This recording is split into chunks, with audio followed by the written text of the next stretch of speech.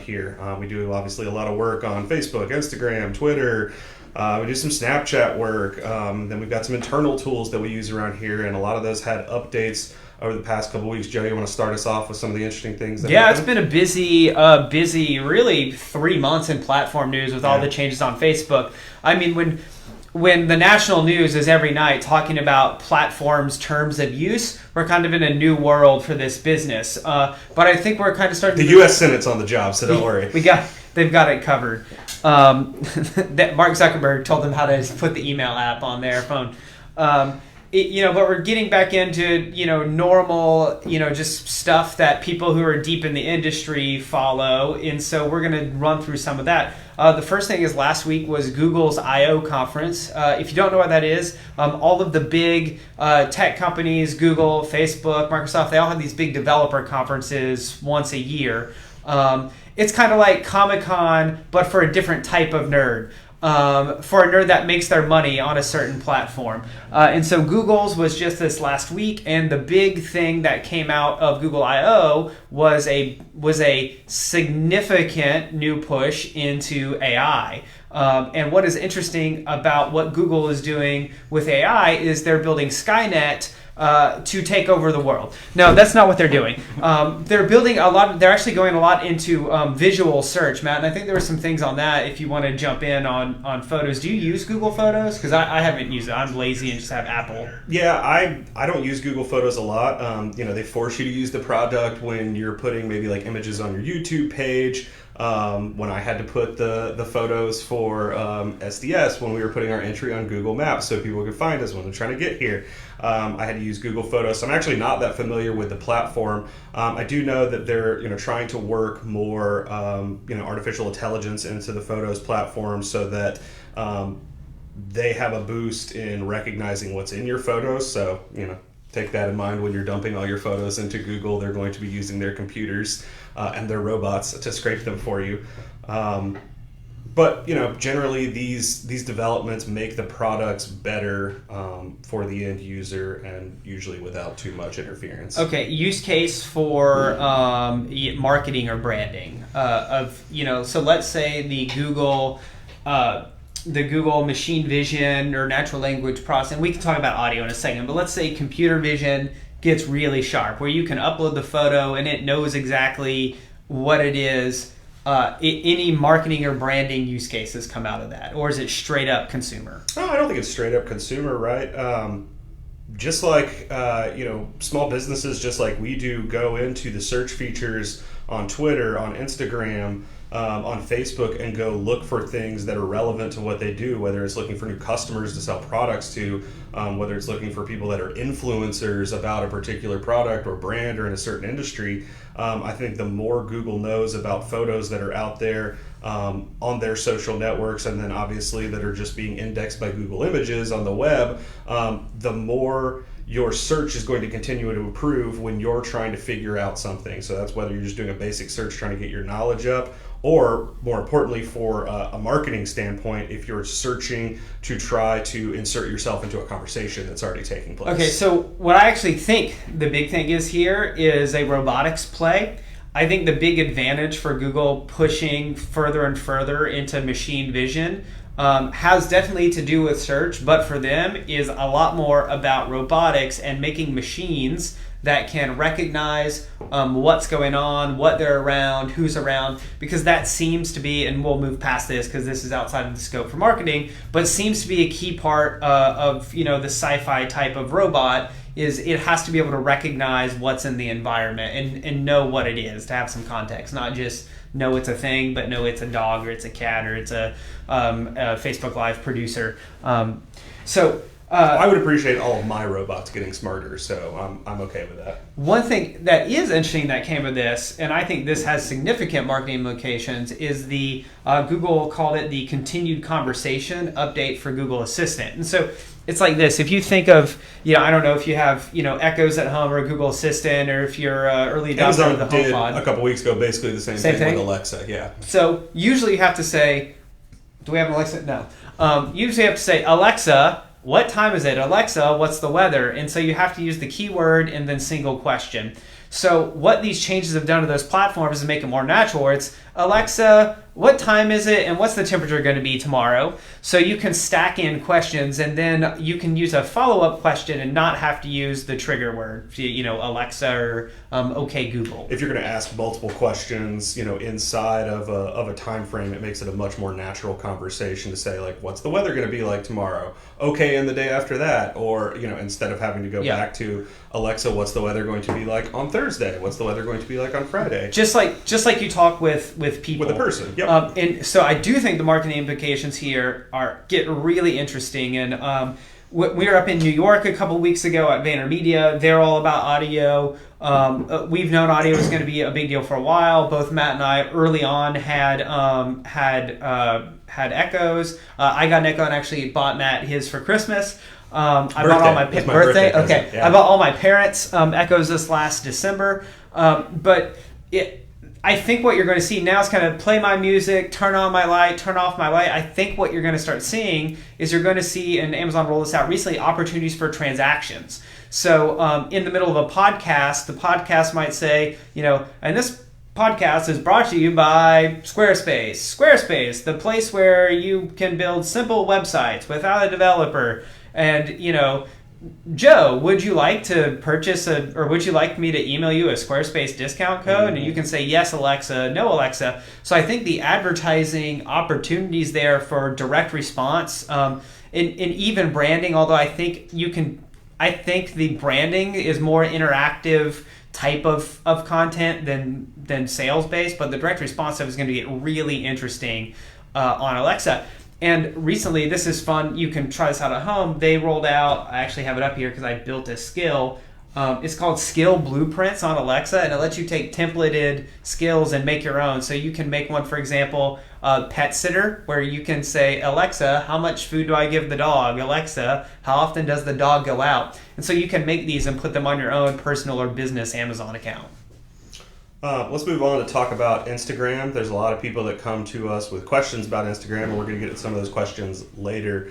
But Instagram rolled out some really cool new features this week. By the way, Strategic Digital Services joined Instagram last week, so if you're not following us, you should probably get on that right now after the live broadcast is over, though. But Instagram rolled out a lot of new features for businesses. They're making a big play. Obviously, you probably know Facebook owns Instagram. The ad networks are very integrated. You buy Instagram ads through the Facebook Ads Manager. You can also do it natively within the Instagram app if you've got a business page. So if you don't have a business page, or if you haven't activated the business features on your Instagram page yet, now's a great time to do so. You can do it in your settings of your page. It's super easy. A couple clicks gets you set up. You get access to a lot more insights. You get new analytics. You get new data about who's visiting your pages, who's clicking on the link to your website from your page. You get a lot more information than you do just from a personal account. But they've also rolled out some features to connect to apps on the outside. So you can connect to stuff like OpenTable. You can connect to reservation systems. So right from within your Instagram business page, you can have people direct tap to book a reservation at your restaurant, or to buy something from you, or to sign up for an event that you're using through Eventbrite. So that integration is pretty cool. They've rolled that out for everyone. And if you're not using it in your business, you should be. So, you know what this tells me? This tells me Facebook has finally figured out how to make Instagram into Facebook. Most of the changes I'm seeing come on Instagram are great, and for marketers, either at the agency or the corporate level, it's going to be nice to be able to do that swipe up and go to a website, or click a button and automatically connect, or flip you into Messenger. Mm-hmm. But the fact is, a lot of the things they're rolling out on Instagram are things that have been around on Facebook for a while. They're in a different form factor. Well, there's also a reverse of that, right? A lot of the things they're testing on Instagram are the things that they're eventually going to merge over to Facebook too, right? Facebook stories get a fraction of the view right now that Instagram stories do, even though you can literally send your Instagram story right to Facebook and have it appear in both places simultaneously. The Facebook reach on stories is, is a fraction. This goes to a thing that I think is really important in digital marketing, and that is user expectation of what they're going to find in the app. So user expectation of Snapchat was, that story mode came along really early on. for some reason, Instagram, and I don't know why this is, like the user expectation of Instagram accommodating stories just worked. Like people were like, oh, this is nice, and started using it. And on Facebook, well, it's one of the things they people just don't want focused it. on. Yeah, they just doubled it. I mean, there's so many things you can do inside of Facebook now, right? Like there's stories, there's articles, there's all this stuff going on inside of Facebook. Instagram is still very focused on two things at this point. It's a post of a photo or a video, and it's a story. So if you've got over 10,000 followers, you can use the swipe up feature to where you can send somebody outbound to a website still within the Instagram app. So if you're trying to sell them something, you're trying to get them to take an action, you can do that right within Instagram. Of course, you can buy a lot of Facebook ads on Instagram, the same type of ads, lead generation ads, where people's information is pre-populated, so all they have to do is one click opt in. A lead ad is basically getting you to sign up for something, but Facebook taking care of the hard work for you by pre-filling out what it knows about you. So your name, your email address, maybe your zip code if they've got it sometimes. So it makes that conversion, if you're a marketer, a little bit easier. You can put those into Instagram. These new features that I just talked about into Instagram, that's going to be a big deal. There's an emoji slider feature that they're going to roll out, or I think they actually rolled out this week in stories, where when you poll your audience with an Instagram story, you ask them a question, they can tell you how they're feeling by sliding an emoji across the screen. Obviously, you can vote inside of an Instagram story. There's a lot of really cool things that you can use to interact with your audience. If you're a business or if you're a political campaign or a political candidate, using Instagram. So what stands out to me, it just seems to just be, everything old is new again, is we just came off a 10-year period where the game in app development was specialization. This app turns on and off the flashlight. This app, adds. This app subtracts. And what I see with Facebook happening, but also Google, but Facebook is really kind of the king of this right now, is functionality capture. Like Facebook just keeps grabbing more and more functions off other places on the internet that you might do in the browser. And the interesting competitive play there is that is going after Google's lunch, right? Like when you don't have to leave Facebook to go search to make that reservation on Open or anything like that, like that's actually money coming out of Facebook's wallet. And so this kind of leads into one of the other stories that I've seen recently. So the IAB released a study on 2017 ad revenue, $88 billion in global ad spend, of which 90% of the growth was accounted by just two companies, Facebook and Google. So if you want to know who are the hegemons of the digital world, if you didn't already, it's Facebook and Google, and they still account for 90% of the growth. Yep. Thoughts on that? It makes sense, right? Like it's hard to make the case that you're getting, significantly more value today than you were 5 years ago out of a TV ad, right? And look, these are publicly traded companies that have an extremely vested interest in making sure that their ad platforms are easy for people to use, but also have the really complex features that people want to use, like you and I, when we're buying an ad for a client. So it makes sense that they're eating the internet, right? Like there's a lot of inventory because their users have grown so fast. So my concern has a market, and look, we do spend some of our own money on our business, but most of the money we spend is client money, is where we're heading very rapidly, is towards a duopoly in digital advertising, which we're already mostly there. Yeah, I mean, I agree, and there's a few niche places you can go to buy. So what I think the challenge is there, and we never really had this in television, right? There was, and I wasn't alive in the 40s and 50s, but you always had the big three networks, ABC, NBC, CBS, and then later on Fox came around, so you had four for the last 35, 40 years. So even in that very constrained TV broadcast space, you had 3 to 4 options. In digital, we're heading to a place where there's 2 options, and even then you still had national and local as options. Yeah. So in the duopoly that is digital now, how does this affect ad buys going forward? Do they compete each other so that prices stay relatively stable? are they actually uncorrelated, where the stuff you buy on Google, the stock you buy on Google, is substantively different from the stock you can buy on Facebook, so they can raise up and down and don't really impact each other, or do they open the door to keep increasing the price for one another? Yeah, I mean, it's hard to pretend like they don't have anything to do with one another, right? The biggest play that both of those networks are making right now is into video. Video is eating everything else on the internet. So, Google is doubling down in its YouTube product. They're making some expansions outside of YouTube into video as well. And Facebook has tripled down on video in the past 2 years. So while they definitely serve different purposes sometimes, they have different audiences. It's really hard to say that their trajectories don't line up in some ways, because they're both doubling down on the same thing. I would love to hear from a Wall Street analyst on how they view the correlation between those two companies, because it's important to remember. It's not totally separate, but it's not totally correlated either. Google is an advertising company. It does a lot of other things, but it makes almost all its money on advertising.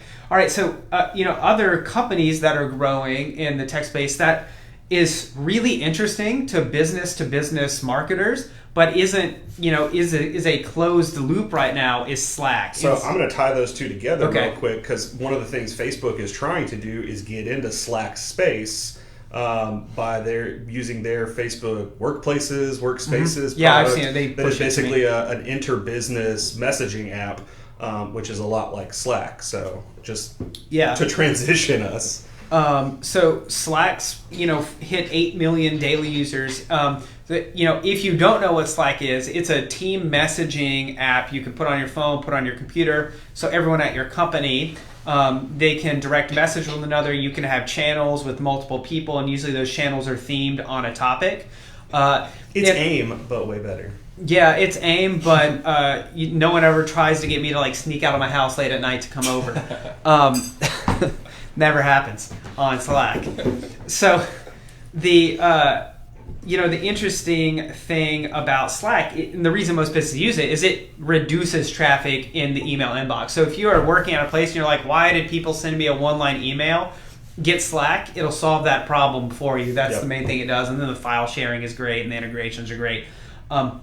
So the marketing perspective here, and I've heard a lot of rumors about Slack. One is that, Amazon would buy Slack because if you tied Alexa into Slack, now all of a sudden Slack could say, hey, it looks like you might be running low on paper. And in the Slack bot, you could just type in Alexa, order us some more paper from Amazon, and Alexa orders it for you. It has a chat bot in Slack, which would definitely work for a company. I could see us using that. Now, the other interesting play, I think, for Slack is a buy from a Facebook or a Google, and then putting advertising inside of Slack channels, which I also think would be effective. Now, look, as an employer, I don't necessarily want Slack pushing video ads, 30-second video slots to my employees, because that's suboptimal for them to see a 5-minute ad load every day in Slack. But as a marketer, I could definitely see that working in a business-to-business case. And I would probably pay a nominal fee from the company to get out of that advertising platform too, right? It's a valuable enough product that I'd also be willing to opt out of that ad program if I thought it was going to. Slack seats aren't cheap right now. I think they're $7 a user a month, $8 a user a month. Once you get above a certain size, most people are on the free Slack that you get at small scale, but. I think most big companies wouldn't be happy. Now, maybe the enterprise accounts don't see ads, and then the free accounts do see ads. Mm-hmm. All right. Well, let's jump into some questions. Kyle, do we have any fresh questions right off the bat that we want to tackle, or do we want to get into a few we missed from last week? I think we got a troll question, so you guys can go ahead and do the other question. Gotcha. So. One of the questions we got last week that we missed during the broadcast that we want to get now is this. Joe, what would you say the biggest mistake is people make when it comes to digital media? Not doing it. Yeah. That's the easiest one. Yep. I mean, so not everybody being good. afraid, right? Yeah. Like being afraid of either posting something or doing something, or just being afraid of not doing it at all. Well, they get discouraged, I think, is one. Like, oh, I posted 10 times last week, or I posted 100 times in the last month, and only 10 more people followed me. Like, there's two ways to look at that. One is just stick with it, and if you saw any growth at all, that's positive.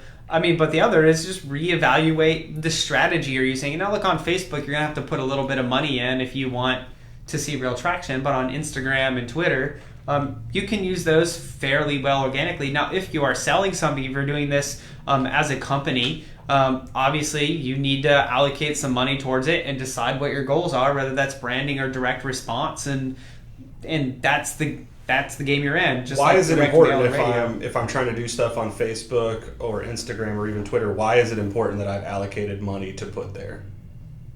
Because those companies are in the business of making money, not in the business of giving you free advertising.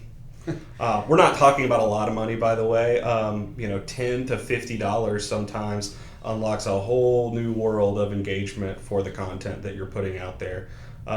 Moving on, a similar question is that we got last week is, do I have to pay for ads or sponsored content to grow your followers? The answer is technically no, right? You can do it organically. It's going to take a lot longer. Your curve is going to be much, much thinner going up.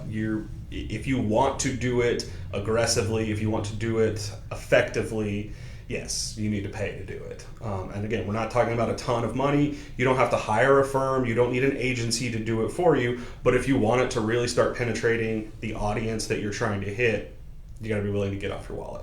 Yeah.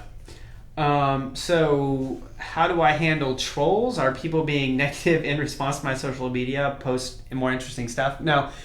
So there was always this saying, like, don't feed the trolls, which I think is just stupid. Like, I think it's the dumbest, like, conventional knowledge about social media there is. Either block them, or, like, pick one or two and give them a response. Like, a lot of trolls are throwing up straw man, and this is with a lot of our clients, they're throwing up stuff that isn't true or isn't a straw man. Respond, because all of the platforms prioritize the user's responses and comments to their own content. So that bumps up your response to the very top, which most people see. And then everybody loves to see a good fight in the comments. And so when people notice it, they're going to read your comments, spend more time on posts, be more likely to interact. So, like, I mean, the only bad attention in some cases, no attention. Get in there and respond. I mean, obviously, if it's, insulting or something, you can block it, or if it uses language. But if it's just someone who doesn't, has an objection, handle it. There was some, and this research is fairly old at this point, but I think it holds true. There was some research from a few years back, specifically on the corporate branding side, that showed that so let's say it's not a troll, right? Let's say you're a company and, like, you just did something wrong. You served somebody a bad meal. Somebody just had a bad experience with your product, which is a reality. Like, everybody is going to screw something up at some point. How do you handle that? Don't just delete it off the page. There's actually a lot of brand capital that you can pick up for your business, for your elected official, whomever you're serving, by actually addressing the problem, right? People respond really positively when they see, like, my food was cold when it got to my table. Like, Steve, I am so sorry that, like, you had a bad experience at our restaurant. Like, that is not how we normally do things. I don't let cold food go out of the kitchen. Can you either call me at this number, or can you reach out, or can you come by tonight and let us give you a free meal, or let us, show you how it's supposed to be served? There's a lot of brand equity that can be gained when you take the time to actually address the negative stuff, which is obviously different than a troll. Like, this person in that case had a bad experience that was legitimate, but the response should not be to just delete everything. Agreed. Authenticity is key. So this is one we actually did. Are there specific times that I should post? When is considered high traffic time? So the answer there is, if you're spending money on it, it probably doesn't matter. All those platforms will optimize your spend for engagement or clicks or reach, whatever you're interested in, over the time period you select. If you're doing it organically, for Twitter, it's usually going to be earlier in the day, probably before noon is best, but you can do a, lunch or right after time, because people are using Twitter. It depends on your industry, but in most professional industries, they're on it in the daytime. For Facebook, It used to be a hard and fast rule that you wanted to post like between 6 and 8 p.m. But if you look at most fan pages' usage graph over time, after about 10 a.m., it still rises to 9 p.m., but it's not a 20% rise. It's a 5 to 10% rise. So you could be okay posting, any time in a normal waking period, 10 to 6, 10 to 8. The evenings are the old go-to standard for Facebook. I mean, there is a spike on Facebook in the evenings. Because everybody's just sitting there watching TV, like doing this on their, on their phone. I think putting up something that's interesting and valuable trumps all of it. Yeah. But, I mean, for each page, obviously for each industry you're in, whether you're a candidate for office, whether you're a business, whatever you are, your page is going to have a unique audience. It's going to have a unique group of people that follow it, and you can actually see in the Facebook Insights what time of day your audience is super active. So, I mean, we can give general guidelines like 6 to 8 p.m. because we know people are going to be sitting there flipping through their phones. But you might have an audience that for some reason is super active between 11 and 1 p.m. On a Tuesday consistently every week. So, that's a good lesson to dig into the insights for your page and figure out when those people are. Yeah, I'll give you an example. Active. We were having this conversation the other day. So I have a business thesis, and my thesis is this: that I think any college town in the United States, there's a $100,000 a year take for someone who organizes the sorority girls with the top 10 real Instagram followings, and then goes and sells them as a package to local businesses, $100 for a post or $200, and then gives each of those. This is my favorite bar. This is the best acai bowl in town. This is the best avocado toast for brunch on Saturday. Easy, right? And I think any local business in the college town would easily hand over $200, $300, $400 for that kind of exposure, because it will spike, your brunch traffic or your lunch traffic. But so going to the point of timing, if we're talking about that crew of college kids, I'm actually probably good with a post kind of late at night on a Saturday. Mm-hmm. I'm good with a post kind of late at night on a Thursday. Like, I think it has a lot. You're not going to get them at 8 a.m. on a Wednesday, right? Yeah. And so, look, a good example is this broadcast, right? This broadcast happens, or so far has happened for the last 4 weeks on different days, different times. Part of that is because we have to do it when schedules allow, but the other part of it is we're trying to find the sweet spot, right? We're going to keep probing and testing to find when it is that we see the most people watching live, when we actually get the most questions. So if you've got a question, drop it in the comments. We're watching. So, I mean, we test that too, even for our own stuff. And that's a lot of times the only way you're going to figure out whether or not it works is just start playing with it. Just start trying stuff. Yeah, and don't give up after the first 5 or 8 or whatever. Don't reach 100,000 people. That's fine. It's part of building up your audience and getting good at the craft of producing content. Mm-hmm. Kyle, do we have any questions?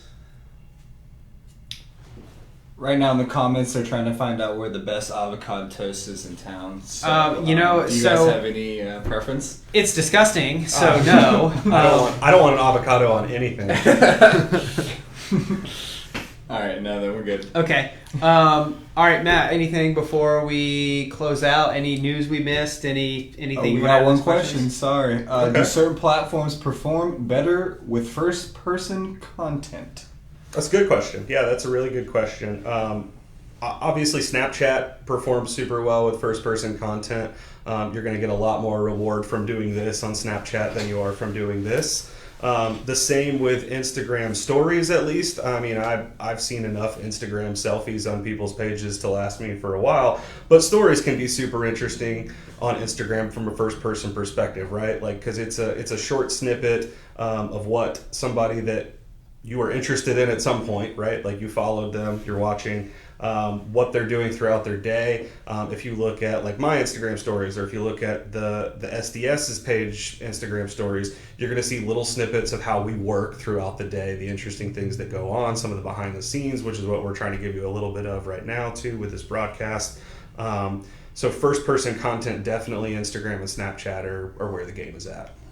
Yeah, I second that. I don't really have anything to add on that one. Yep.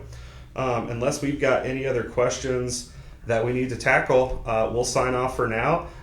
If you're watching this after it broadcast live and still have a question, that's okay. All you got to do is still drop it in the comments below. We'll respond to you and get you an answer as best we can. If you've got a question you want to save for next week, that's fine too. But we're here just simply trying to provide value. We're here to talk about the things that we use, the things that we do on a weekly basis that we think other people might be interested in. So if you've got a question that you think might fall a little bit into our worlds, we want to answer it. So thanks for tuning in, and we will see you next time.